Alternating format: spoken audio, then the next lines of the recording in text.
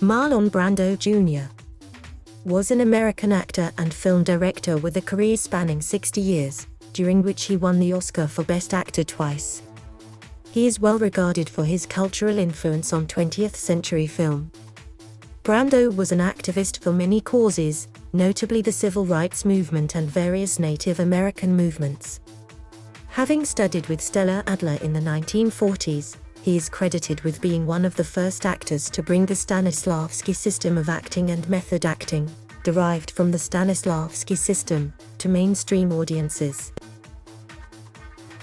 He initially gained acclaim and an Academy Award nomination for reprising the role of Stanley Kowalski in the 1951 film adaptation of Tennessee Williams' play A Streetcar Named Desire, a role that he originated successfully on Broadway. He received further praise, and an Academy Award, for his performance as Terry Malloy in On the Waterfront, and his portrayal of the rebellious motorcycle gang leader Johnny Strabler in The Wild One proved to be a lasting image in popular culture. Brando received Academy Award nominations for playing Emiliano Zapata in Viva Zapata, Mark Antony in Joseph L. Mankiewicz's 1953 film adaptation of Shakespeare's Julius Caesar, and Air Force Major Lloyd Groover in Sayonara, an adaptation of James Michener's 1954 novel. The 1960s saw Brando's career take a commercial and critical downturn.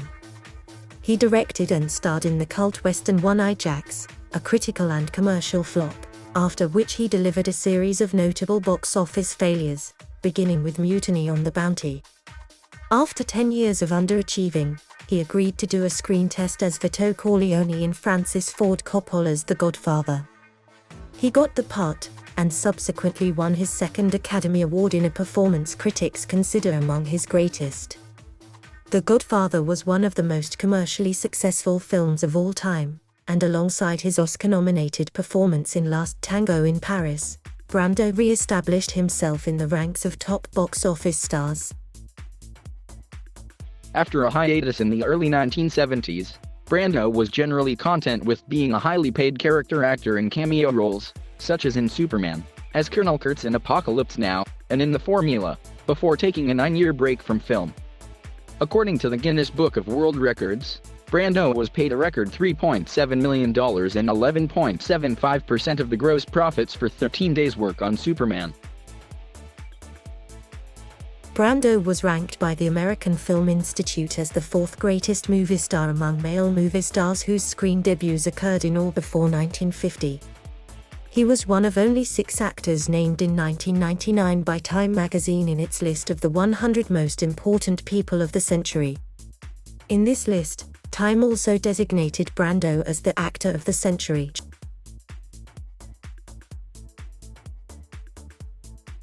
Brando was born on April 3, 1924, in Omaha, Nebraska, to Marlon Brando Sr., a pesticide and chemical feed manufacturer, and Dorothy Julia.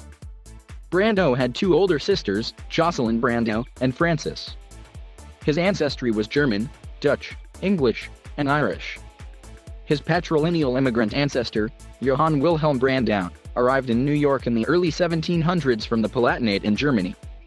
He is also a descendant of Louis Du Bois, a French Huguenot, who arrived in New York around 1660. Brando was raised a Christian Scientist.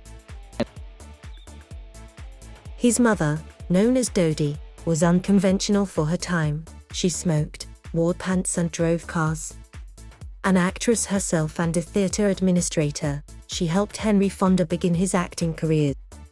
However, she was an alcoholic and often had to be brought home from Chicago bars by her husband. In his autobiography, Songs My Mother Taught Me, Brando expressed sadness when writing about his mother. The anguish that her drinking produced was that she preferred getting drunk to caring for us.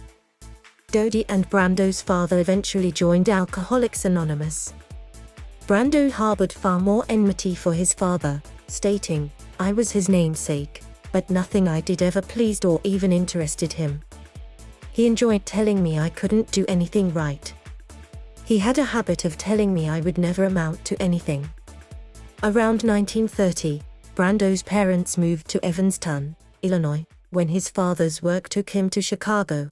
but separated in 1935 when Brando was 11 years old. His mother took the three children to Santa Ana, California, where they lived with her mother. By 1937, Brando's parents reconciled, and by the next year left Evanston and moved together to a farm in Libertyville, Illinois, a small town north of Chicago. Between 1939 and 1941, he worked as an usher at the town's only movie theater, the Liberty. Brando, whose childhood nickname was Bud, was a mimic from his youth. He developed an ability to absorb the mannerisms of children he played with and display them dramatically while staying in character. He was introduced to neighborhood boy Wally Cox, and the two were unlikely closest friends until Cox's death in 1973. In the 2007 TCM biopic, Brando, the documentary, childhood friend George Englund recalls Brando's earliest acting as imitating the cows and horses on the family farm as a way to distract his mother from drinking. His sister Jocelyn was the first to pursue an acting career, going to study at the American Academy of Dramatic Arts in New York City. She appeared on Broadway, then films, and television. Brando's sister Frances left college in California to study art in New York. Brando had been held back a year in school and was later expelled from Libertyville High School for riding his motorcycle through the corridors. He was sent to Shattuck Military Academy in Minnesota, where his father had studied before him. Brando excelled at theater and did well in the school. In his final year, he was put on probation for being insubordinate to a visiting army colonel during maneuvers. He was confined to his room, but sneaked into town and was caught. The faculty voted to expel him, though he was supported by the students, who thought expulsion was too harsh. He was invited back for the following year, but decided instead to drop out of high school. Brando worked as a ditch digger as a summer job arranged by his father. He tried to enlist in the army, but his induction physical revealed that a football injury he had sustained at Shattuck had left him with a trick knee. He was classified 4F and not inducted. Brando decided to follow his sisters to New York, studying at the American Theater Wing Professional School, part of the dramatic workshop of the New School, with influential German director Erwin Piscator. In a 1988 documentary, Marlon Brando, The Wild One, Brando's sister Jocelyn remembered, he was into school play and enjoyed it. So he decided he would go to New York and study acting because that was the only thing he had enjoyed. That was when he was 18. In the Andy biography episode on Brando, George Englund said Brando fell into acting in New York because he was accepted there. He wasn't criticized. It was the first time in his life that he heard good things about himself. He spent his first few months in New York sleeping on friends' couches. For a time he lived with Roy Somlyo, who later became a 4-time Emmy-winning Broadway producer. Brando was an avid student and proponent of Stella Adler, from whom he learned the techniques of the Stanislavski system. This technique encouraged the actor to explore both internal and external aspects to fully realize the character being portrayed. Brando's remarkable insight and sense of realism were evident early on. Adler used to recount that when teaching Brando, she had instructed the class to act like chickens, and added that a nuclear bomb was about to fall on them. Most of the class clucked and ran around wildly, but Brando sat calmly and pretended to lay an egg. Asked by Adler why he had chosen to react this way, he said, "I'm a chicken, what do I know about bombs?" Despite being commonly regarded as a method actor, Brando disagreed. He claimed to have abhorred Lee Strasberg's teachings. After I had some success, Lee Strasberg tried to take credit for teaching me how to act. He never taught me anything. He would have claimed credit for the sun and the moon if he believed he could get away with it. He was an ambitious, selfish man who exploited the people who attended the actor's studio and tried to project himself as an acting oracle and guru. Some people worshipped him, but I never knew why.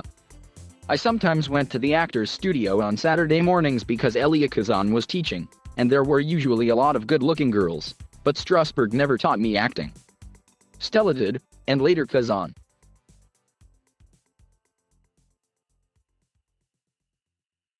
Thank you for watching.